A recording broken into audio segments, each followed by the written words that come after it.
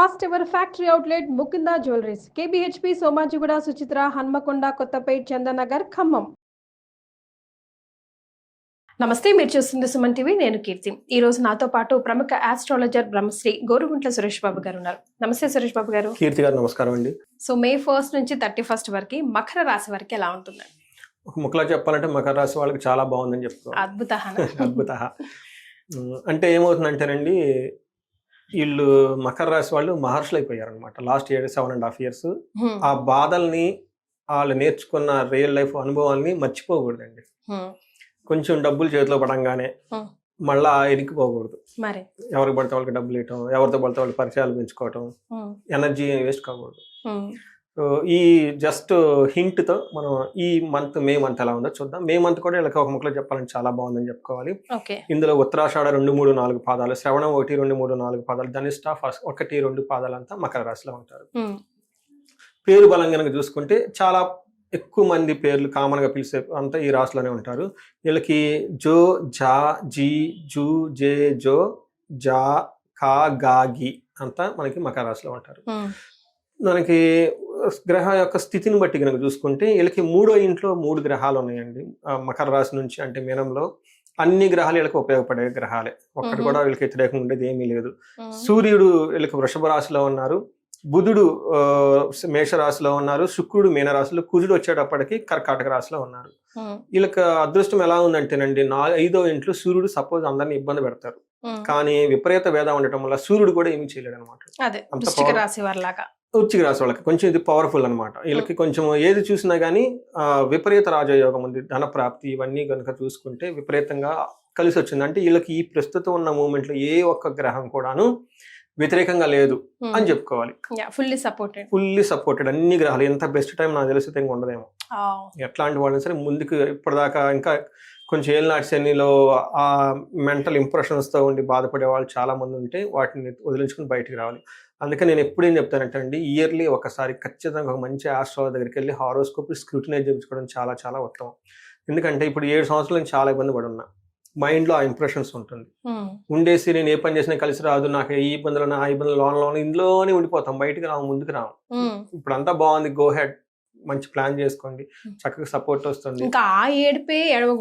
ముందుకు వెళ్ళిపోవాలి, ఇలా ఉండాలన్నమాట. ఇది చాలా ఇంపార్టెంట్ అనమాట. అందుకని రాశి ఫలాలు చూడటం ఇట్స్ మ్యాండేట్. ఎందుకు పెట్టారంటే గుళ్ళల్లో పెట్టారు డైరెక్ట్ గా తెలుసుకోవటం గురించి. మనకి డీటెయిల్స్ కనుక చూసుకుంటే ఎలా ఉంటుందంటే, సూర్యుడు వల్ల యాక్చువల్గా మానసికంగా ఇబ్బంది పడాల్సింది అది పడరు. ఇప్పటిదాకా మానసిక బాధలు ఏమైనా పడుతూ ఉంటే ఇప్పుడు వెళ్ళిపోతాయి వాళ్ళకి. మానసికంగా మన ఇంప్రెషన్స్ అని చెప్పిన అది అన్నీ వెళ్ళిపోతాయి అనమాట.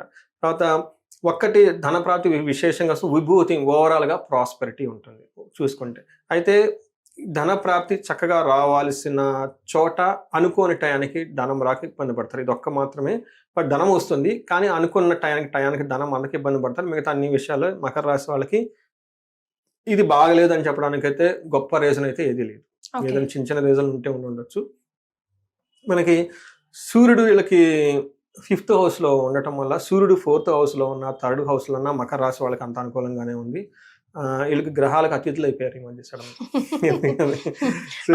మార్చేసుకుంటున్నారు. వీళ్ళ లెక్క అలా ఉంది. సో సూర్యుడు 5th house లో ఉండటం వల్ల ఏమవుతుందంటే ధన ప్రవాహం చాలా బాగుంటుంది. జనరల్ గా అయితే బుద్ధి చాంచల్యం ఆప్నోతి అంటారు. అంటే ఏం చేద్దాం, ఎలా అంటే రకరకాల డిసిషన్లు తీసుకుంటే ఇబ్బంది పడే టైం నుంచి. బట్ ఈసారి వీళ్ళ మైండ్ చాలా క్లారిటీగా క్లియర్ గా ఉంటుంది.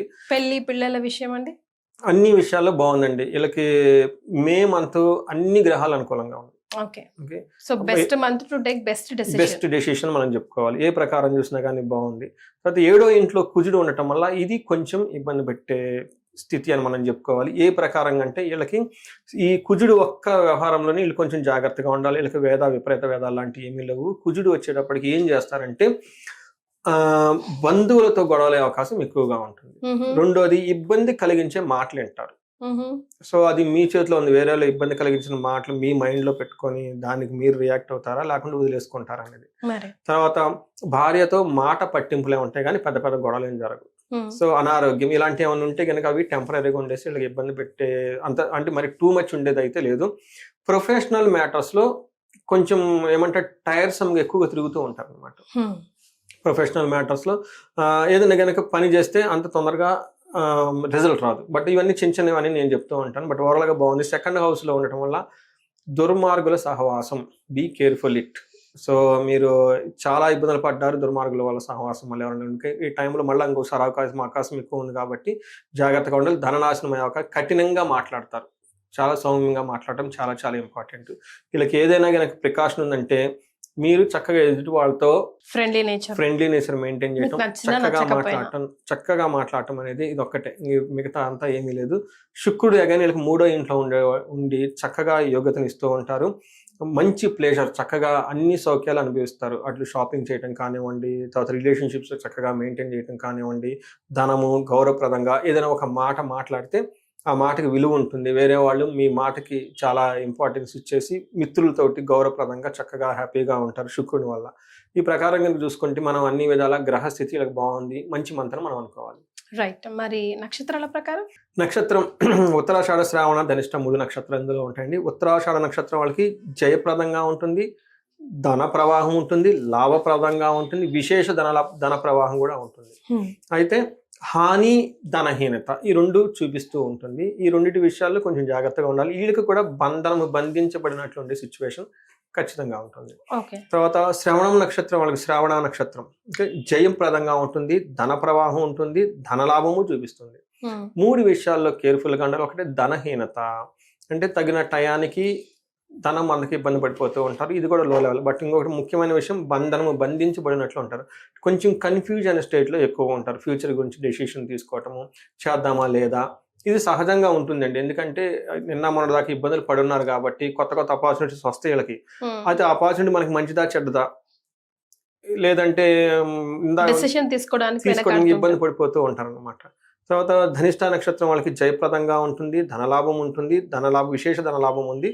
2 విషయాల్లో జాగ్రత్తగా ఉండాలి. ఒకటి ధనహీనత, బంధించబడినట్లు ఉంటారు. ఇది వీళ్ళకి బుధుని యొక్క బంధించబడినట్లు ఉండే సిచ్యువేషన్ నుంచి బయటపడడానికి విష్ణు ఆలయాలు కంపల్సరీగా విజిట్ చేయాలి. వెంకటేశ్వర స్వామి గుడి కానివ్వండి, లేదంటే అనంత పద్మనాభ స్వామి, రంగనాథ స్వామి, శ్రీరామ్ ఇలాంటి టెంపుల్స్ కనుక విజిట్ చేస్తే ఒక క్లారిటీ వస్తుంది.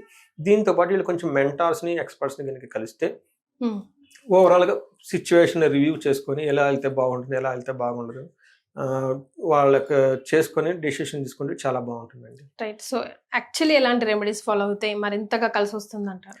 మరింత బాగా కలిసి రావడానికి వీళ్ళకి కుజుడికి సంబంధించిన రెమెడీస్ చేసుకోవాలండి. ఎందుకంటే 7వ స్థానంలో కుజుడు ఒక్కళ్ళ మాత్రం వీళ్ళకి ఇబ్బంది పెడుతూ ఉన్నారు. సుబ్రహ్మణ్యేశ్వర స్వామిని ఆరాధన చేయటం, మన సుబ్రహ్మణ్యేశ్వర స్వామి భుజంగ స్తోత్రం, సుబ్రహ్మణ్యేశ్వర స్వామి అష్టకం, లేదా సుబ్రహ్మణ్యేశ్వర స్వామికి సంబంధించిన ఏది చేసినా కానీ వీళ్ళకి బాగా కలిసి వస్తుంది. దీనితో పాటు కందుల్ని 1 కేజీ దానం చేయడం చాలా సింపుల్, ఈజియెస్ట్ రెమెడీ అండి. ఇది కందిపప్పుని ఎవరికైనా ఇచ్చినా కానీ, ఈ మధ్య కందులు దొరకట్లేదని కందిపప్పునే ఇచ్చేస్తున్నారు అందరికి, ట్రెండ్ అయిపోయింది అది. సో అందుకని అది ట్రెండ్కి తగిన విధంగా వెరీ సింపుల్, 1 కేజీ తీసుకోవటం, ఎవరికైనా ఇచ్చుకోసం వెళ్ళిపోవటం. అంటే ఇవి రెమెడీస్ చేస్తున్నట్లు ఉండకూడదండి. కొన్నిసార్లు మనం చేసే సాధనలు కానివి అది ఇంట్లో వాళ్ళందరినీ ఈ కండిషన్లు పెట్టి మీరు ఈ కండిషన్ ఫాలో అయ్యి ఇది ఇంత చేసుకొని అట్లా చేసుకుంటే టూ కాంప్లికేటెడ్ అయ్యి అసలు ఏ రెమెడీ చేయకుండా పోతా ఉంటాం. సింపుల్ గా ఫ్లోలో వెళ్ళిపోవాలంటే చాలా సింపుల్ గా చేయాలి. మీరు నమ్ముతారా లేదండి, ఒక అడ్వైజ్ ఒక పొలిటికల్ లేడీకి ఇచ్చాను. లేడీ ఆమె పొలిటిక్స్ లో చాలా యాక్టివ్ గా ఉంటుంది.